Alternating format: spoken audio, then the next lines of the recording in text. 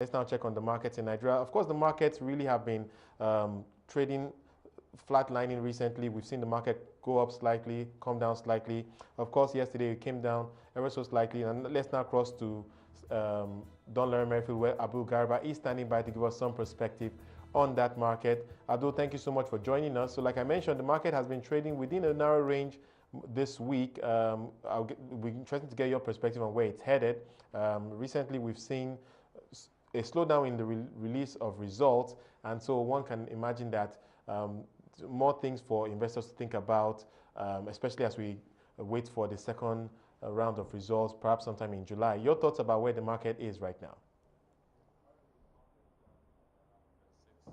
1,000 points, that's the index level, slightly 36,027, slightly higher than yesterday's level, 0.10.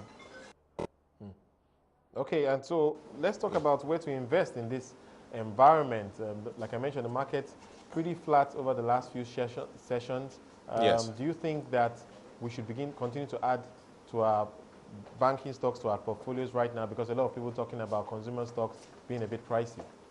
Okay, consumer stocks, with respect to banking stocks and consumer stocks, well, on both sides, we have their PEs not at their highest levels, not at their highest historic levels. There's still a lot of, let's say, yield offered by the earnings results that have been published so far. There's still, it looks like there's some opportunity there with respect to other available investment opportunities we have within the country.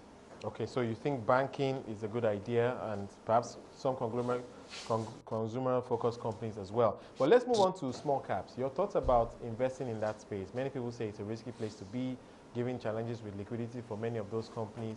Your thoughts about buying into that space? Yes, small caps do present an opportunity in the case of stores. They can act as strong stores of value, but you also have to wait for some time to be able to realize that it's not every market turn that you have the opportunity to be able to get out of small cap investment. The challenge there is that there often is a lot of discount on the price. But as you rightly explained, there's a liquidity problem there too. But all right, I'm struggling to hear you. I'm having a little problem with the line on this side. Hopefully, okay, I think it's sorted out now. All right, so you think it could be a good idea, but there are some risks. Are there any companies in that space that you think investors should focus their eyes on now? Well, we put a lot of emphasis on the companies that are not the largest, that do not commonly come under focus, as in the top most capitalized companies, and there you have about 20 stocks.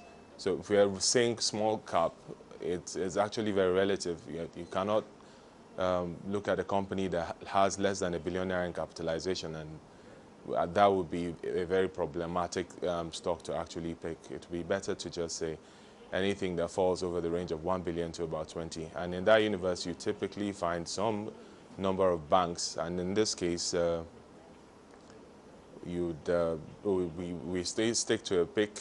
We had Sterling Bank, right, which is a store of value. We've seen that in terms of its fundamentals, and also we've seen that on Diamond Bank. Okay, as well. Yeah. I think a lot of people will argue against calling Diamond Bank a small cap, but I get your point. It's important to define these things, and I guess that will always be subjective. Thank you so much, Abdul. We're having a challenge with the line, so we may need to wrap it up there. Abdul Garba with investment research at Dunn Loren Merrifield.